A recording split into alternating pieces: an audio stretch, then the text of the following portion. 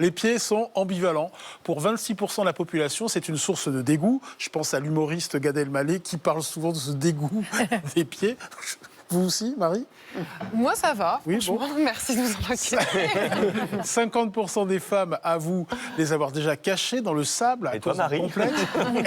Et puis, il y a celles et ceux pour qui le pied est un objet de désir, voire de fantasme. On explore la face cachée du fétichisme des pieds avec notre invité coup de cœur, vraiment coup de cœur.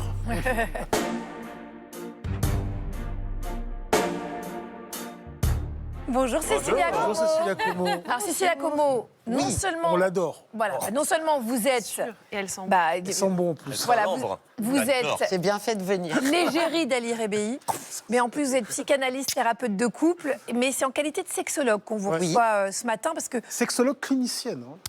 Oui, qui rencontre des gens. oui, voilà, Clinicienne, pas, c'est qui est au pas sexologue contact du dans son patient. coin. Voilà. On va explorer avec vous donc ce drôle d'objet de désir, Cécilia. Mais avant de parler de fétichisme des pieds précisément, moi, je voudrais que vous définissiez ce qu'est le fétichisme. C'est quoi cette notion ? Alors, en mots simples, c'est une attirance sexuelle où l'excitation et la satisfaction sexuelle sont centrées sur une partie du corps, sur un objet ou sur une matière. Cuir, latex. Mais je voudrais, puisqu'on va parler du fétichisme des pieds, juste bien définir deux choses. Il y a ce qu'on appelle l'intérêt fétichiste, qui est une préférence qui va venir enrichir la sexualité.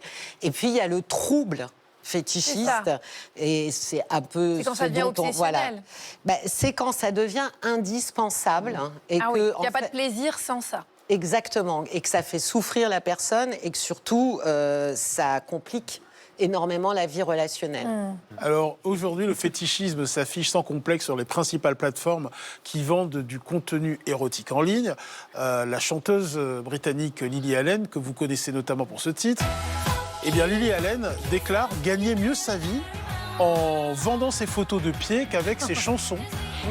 Comment expliquez-vous que les pieds soient une telle source de fantasmes ? D'abord parce que c'est le fantasme le plus répandu, parce que comme l'a dit Elsa, c'est pas du tout récent, on a des traces dans l'Antiquité, la Chine impériale avait un culte cruel sur les pieds, donc ça remonte à très longtemps. Et donc OnlyFans a mis en relation... Rappelez ce qu'est OnlyFans. C'est le site dont on parle où effectivement beaucoup de jeunes femmes se sont rendues compte que vendre des photos de leurs pieds, c'était extrêmement rémunérateur. Et pour cause, c'est parce qu'il y a énormément d'hommes intéressés par ces photos-là. Donc Internet et ces plateformes ont juste ont visibilisé et monétisé ce genre de phénomène. Alors ce qui est intéressant, c'est que du côté des acheteurs, des abonnés, ils considèrent que c'est plus acceptable socialement parce qu'ils ne réclament pas et ils n'obtiennent pas, ils n'achètent pas des photos sexuelles. Mais du côté des vendeuses, si vous les interrogez, elles aussi, elles considèrent qu'elles donnent un contenu intime qui ne va pas dans la pornographie. Donc, moralement, elles ne voient pas... Exactement. C'est ça. Est-ce que le pied est un symbole phallique ? Non. En fait, c'est pas ce qu'a voulu dire, si vous parlez de Sigmund. Freud. C'est pas ce qu'il a voulu dire. Ce qu'il a voulu dire, c'est que c'était une solution psychique pour régler le problème de castration. C'est-à-dire qu'au moment où un garçon réalisait que sa mère n'avait pas de pénis, vraisemblablement, et c'est pour ça que c'est très remis en question, parce que vous imaginez qu'elle est quand même fragile, la théorie, il aurait vu les pieds. Ah oui. Et que, voilà.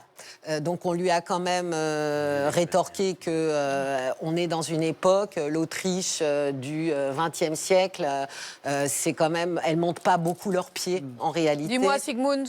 Là, franchement, donc ça a été quand même extrêmement... Non, ce qui est le plus probable, c'est que c'est neurobiologique et que dans notre cortex somatosensoriel, ça, ce qui est sûr, c'est que la zone des pieds est très près de la zone des organes génitaux. Et qu'à un moment donné, ça démarre tôt, hein, toutes les paraphilies ou toutes les fantasmes atypiques, on retrouve des traces vers 8 ans, vers 9 ans. Alors, c'est pas du tout sexualisé comme ça le sera, mais du coup, il y a eu une association, en fait, entre un événement, voire des pieds, et un ressenti. Donc ça remonterait à l'enfance quand même, d'après votre expérience. Oui, et Jean-Jacques Rousseau le dit.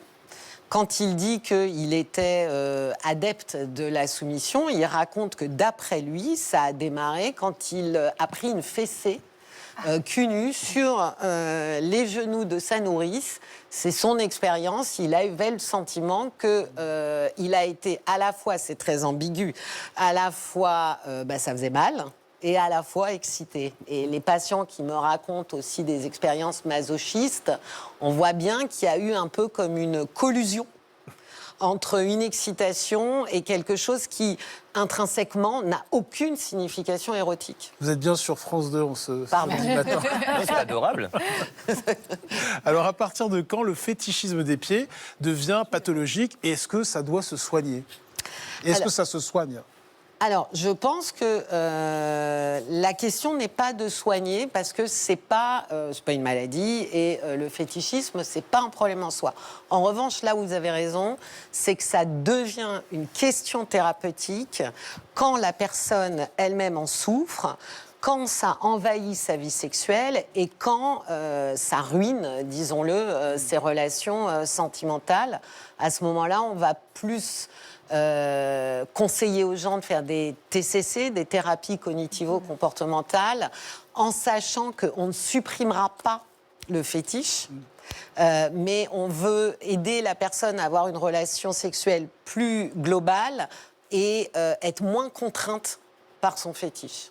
Ça ressemble à quoi la sexualité d'un fétichiste? Désolé, je sais que je vais Ça me faire gronder, je l'intrigue, sais il qu'il veut- est tôt, mais Alors, ça il veut ressemble un à quoi? schéma. Est-ce qu'il y a plusieurs étapes? Enfin, comment ça fonctionne? C'est je veux des variable. récits. Non mais voilà, votre mission c'est de rendre ça absolument pas vulgaire, mais imagé. Oh, Parfois, c'est juste regarder, Mais non, en fait. Cécilia Como n'est jamais mais vulgaire. merci. C'est vrai, Désolé. c'est vrai. Je ne peux pas faire je m'en vulgaire même excuse. si je voulais. Pardon.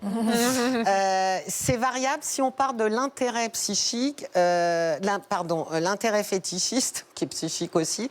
Les pieds vont être un élément d'excitation comme les autres, c'est-à-dire comme de la lingerie, une voix, une odeur. Et la personne va aimer les caresser, les regarder, les toucher. Mais c'est un élément parmi d'autres éléments. Là où ça se complique, c'est quand les pieds deviennent le centre du scénario érotique. Et alors là, on a regardé des pieds, les embrasser, les lécher, les renifler, les observer, parce que c'est une sexualité très ritualisée. Ouais. La sexualité fétichiste. Et après, on a un stade où là, on est beaucoup plus en difficulté sur une relation à deux, c'est quand ça devient un élément absolument indispensable et il ne peut y avoir aucune excitation s'il n'y a pas au centre, et j'allais dire à l'exclusion de tout le reste du corps, d'où les problèmes en couple, le pied dans le rituel du fétichiste, qui a toujours un rituel assez précis, hein, c'est très ritualisé. Je vous le disais, jamais vulgaire, Cécilia Como. Mais, c'est incroyable. En tout cas, Stan, vous êtes à peu près sûr que personne ne va vous renifler et lécher vos pieds, donc vous êtes assez Parce tranquille. qu'après avoir vu sa semelle, là, C'est ça. J'ai du mal à passer à autre chose. C'est comme les pieds de Sarah Cadour tout à l'heure.